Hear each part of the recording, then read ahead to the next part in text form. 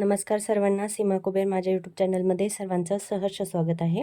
आज बघणार आहोत प्रिन्सेस कट ब्लाऊज कटिंग। हा ब्लाऊज बघू शकता मेजरमेंटसाठी आलेला आहे। हा जवळपास 2-3 महिन्यापूर्वी मी स्टिच करून दिलेला ब्लाऊज होता। त्याची मी कटिंग आणि स्टिचिंग पण तुमच्यासोबत शेअर केलेली आहे। या सेम फॅब्रिकची प्रिन्सेस कटवरती हा प्रिन्सेस कट ब्लाऊज आपण बनवलेला होता। त्याचा लॉंग व्हिडिओ अपलोड केलेला आहे, तो पण तुम्ही बघू शकता। फिटिंगला एकदम परफेक्ट आलेला असा हा ब्लाऊज परत आपल्याकडे मेजरमेंटसाठी आलेला आहे। तर आता ह्याच्यावरूनच आपण मेजरमेंट घेऊन दुसऱ्या ब्लाऊजची कटिंग करणार आहोत। चला म्हटलं तुमच्यासोबतही शेअर करूया। परफेक्ट फिटिंग किंवा जो पण आपल्याकडे मापाला रिटर्न आलेला ब्लाऊज असतो त्याच्यावरून म्हणजे आपल्या लक्षात येतं की आपली जी फिटिंग आहे किंवा आपली जी काम करण्याची पद्धत आहे ती अगदी योग्य आहे, कस्टमर खुश आहेत। तर चला ह्याचे मेजरमेंट आणि माप मी तुमच्यासोबत सगळं शेअर करते। तर आता ह्या मापावरूनच मी तुम्हाला खालचा जो अस्तर आहे तो कट करून दाखवणार आहे आणि त्यासाठी मी ह्याला प्रेस करून व्यवस्थित घेतलेला आहे। कॉटनचा फॅब्रिक आहे। प्रेस केल्याशिवाय आपण ब्लाऊज कटिंगसाठी घेत नाही, जेणेकरून त्याला रिंकल्स वगैरे असेल तर फिटिंग परफेक्ट बसत नाही।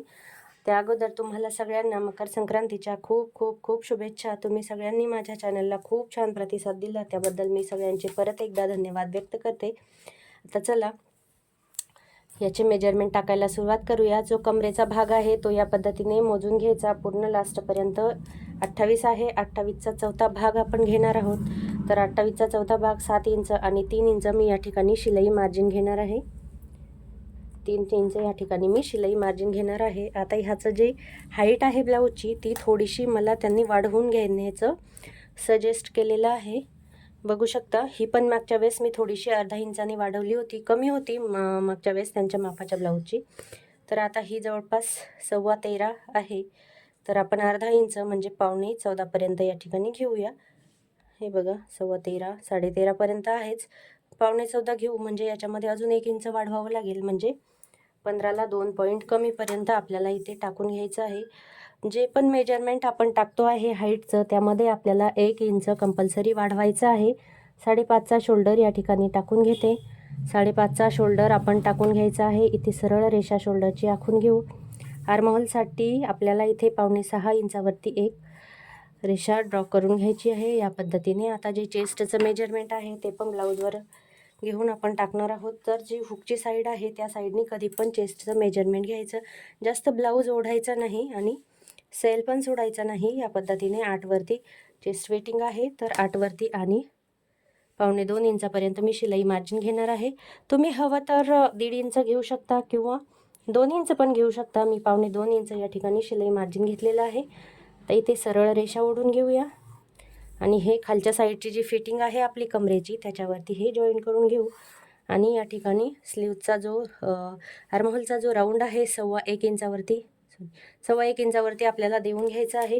1.5 इंचावरती द्यायचं नाही, मेजरमेंट एवढं मोठं नाही आहे मापाचं ब्लाऊज, त्यामुळे आता ह्याला मी शेप द्यायला माझ्या साईडनी करते। का बरं, की व्यवस्थित शेप यायला पाहिजे, इथे रिंकल्स वगैरे नको, त्याच्यामुळे इथे शेप व्यवस्थित दिला की स्लीव्जला किंवा आर्महोलमध्ये रिंकल्स अजिबात पडणार नाही। या पद्धतीने आपल्याला शेप देऊन घ्यायचा आहे। आता याचा जो बॅकनेक आहे तो आपण नंतर ड्रॉ करून घेऊ, कारण की याच पार्टवरती आपल्याला जे आहे फ्रंट पार्टची कटिंग करून घ्यायची आहे। तर चला हा जो पार्ट आहे तो मी कटिंग करून घेते। याच्यावरूनच आपल्याला स्लीव्ज आणि फ्रंट पार्ट आहे तो काढायचा आहे। बॅक पार्टची कटिंग मी करून घेतलेली आहे, बघू शकता। लगेच जो हा साईडला फॅब्रिक राहिलेला आहे ह्याच्यामध्ये आपण लगेच स्लीव्जसाठी कटिंग करण्यासाठी इथे आपण डबल फोल्ड करून घेऊया। या पद्धतीने खाली अर्ध्या इंचावरती आपल्याला एक लाईन ड्रॉ करून घ्यायची आहे, जेणेकरून अस्तर जे असतं खालच्या साईडला खालीवर असतं, तर स्लीव्ज आपली लहान मोठी व्हायला नको, म्हणून या ठिकाणी कंपल्सरी अर्ध्या इंचावरती आपल्याला रेषा ओढून घ्यायची। आता ही गोपीबाई आहे, तर हिचं मी थोडंसं जास्त घेतलेली होती तेव्हा, पण मला या ठिकाणी फक्त 3.5 इंचाचीच स्लीव्ज रेडी घ्यायची आहे। तर ब्लाऊजवरून मेजरमेंट न घेता 1 इंच वाढवून मी 4.5 इंच या ठिकाणी घेते आहे। बघा 4.5 इंच आणि चेस्ट आपली 8 इंच आहे, तर 8मध्ये 1 कमी करायचं, 7 इंचावरती इथे एक रँडम निशाण आखून घ्यायचं आणि इथे पण आपण 4.5 घेणार आहोत।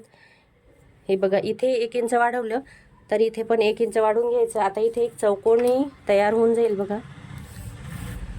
आता जिथे हा पॉईंट आला आहे तिथे आपल्याला 2.5 इंचावरती एक निशाण आखायचा आहे, तर ते आपल्याला स्लीव्जला जो आपण शेप देतो त्यासाठी. आणि या पद्धतीने तुम्ही इथं रेषा पण ड्रॉ करू शकता, नाही दिली तरी पण चालेल. या पद्धतीने बघा स्लीव्हची आपली परफेक्ट कटिंग रेडी आहे. आता ह्याच्यासमोर आपल्याला शिलाई मार्जिन घ्यायचं आहे. या पद्धतीने बघा स्लीव्ज आपली परफेक्ट रेडी आहे. आता ह्याला आपण लगेच कट करून घेऊया आणि जो बॅक पार्ट आहे त्याच्यावरून आपण फ्रंट पार्टची कटिंग करून घेऊ. बघा स्टिचिंगची पद्धत सहसा सेमच असते, त्याच्यामुळे माझा जास्तीत जास्त फोकस ब्लाऊज कटिंगवरती असतो. कारण की कटिंग परफेक्ट असेल तर स्टिचिंग सहसा कटोरी प्रिन्सेस कट कोणत्याही मापाचा ब्लाऊज असो सहसा स्टिचिंगची पद्धत सेमच असते, फक्त कटिंगच्या पद्धती वेगळ्या वेगळ्या असतात. प्रिन्सेस कटचा जो टक्स आहे तो दबल्या जाऊ नये किंवा ब्लाऊजला रिंकल्स वगैरे खूप येतात, तर त्याच्यामुळे कटिंग जर परफेक्ट असेल तर शिवायला जास्त प्रॉब्लेम येत नाही आणि ब्लाऊज परफेक्ट बसतात फिटिंगमध्ये. कटिंग आपली व्यवस्थित असेल तर. आता हा उरलेला फॅब्रिक आहे, या साईडला आपण अर्धा इंचावरती एक सरळ रेषा आखून घेऊया आणि ह्याच्यावरतीच आपल्याला बॅक पार्ट ठेवायचा आहे आणि तो जशास तसा आखून घ्यायचा आहे. आता ही इकडे मार्जिन मी घेतली आहे ती हुक आणि आय बटन पट्टीसाठी. हा बॅक पार्ट आहे, खाली 1 इंचाची जागा सोडून मी हा बॅक पार्ट जो आहे जशास तसा या ठिकाणी आखून घेणार आहे. बघा खाली मी एवढी जागा सोडलेली आहे, तुम्हाला लाईन ड्रॉ करून दाखवते. एवढी जागा मी खाली सोडलेली आहे. मेन जो फॅब्रिक आहे आपला बॅक साईडचा पार्ट आहे त्याच्या खाली. आता हा पार्ट आपल्याला जशास तसा ड्रॉ करून घ्यायचा आहे, म्हणजे आपला फ्रंट पार्ट या ठिकाणी निघेल. आता याच्यामध्ये कुठे कुठे काय काय वाढवायचं ते पण मी तुम्हाला लगेच सांगते.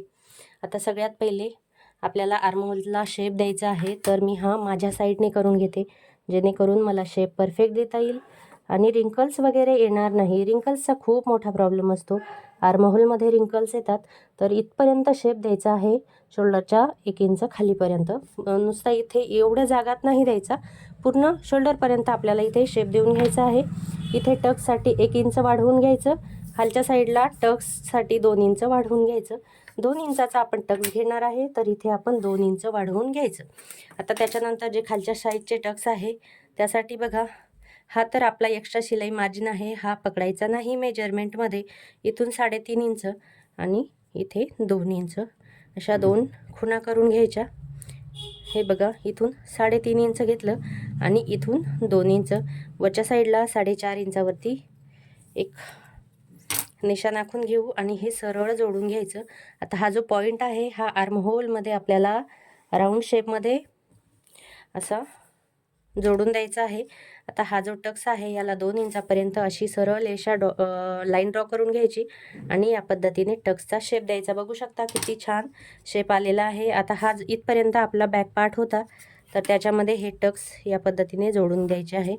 खाली जे आपण एक्स्ट्रा घेतलं होतं ते फक्त आणि फक्त टक्ससाठी होतं की प्रिन्सेस कट ब्लाऊज वरच्या साईडला उचलल्या जाऊ नये म्हणून. बघू शकता टक्स किती सुंदर आलेला आहे.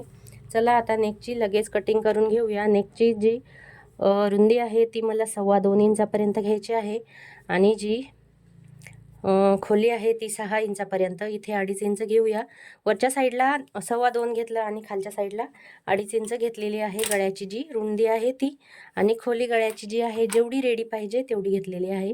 बघा एकदम सिंपल पद्धतीने मी तुम्हाला सांगण्याचा प्रयत्न केला आहे, त्यामुळे तुम्ही जर अजूनही चॅनलला सबस्क्राईब केलं नसेल तर नक्की करा. या पद्धतीच्या सिंपल ज्या पद्धती आहे ब्लाऊज कटिंगच्या त्या पूर्ण व्हिडिओमधून तुमच्यापर्यंत पोहोचत राहील. पूर्णपणे टेलर कटिंग आहे पण एकदम सिंपल पद्धतीने मी तुम्हाला सांगितली आहे. चला व्हिडिओ कसा वाटला मला कमेंट बॉक्समध्ये नक्की सांगा. चला भेटूया मग नेक्स्ट व्हिडिओमध्ये. सगळ्यांनी इथपर्यंत व्हिडिओ बघितल्याबद्दल तुमचे सगळ्यांचे खूप खूप धन्यवाद. परत एकदा तुम्हाला सगळ्यांना मकर संक्रांतीच्या खूप खूप खूप खूप शुभेच्छा. मी सकाळी बघा जवळपास 7 वाजलेले आहे आणि मला हा इमर्जन्सीमध्ये ब्लाऊज द्यायचा होता. या ताई आमच्या एकदम जवळ राहतात, त्याच्यामुळे हा मी लास्टला ठेवला होता.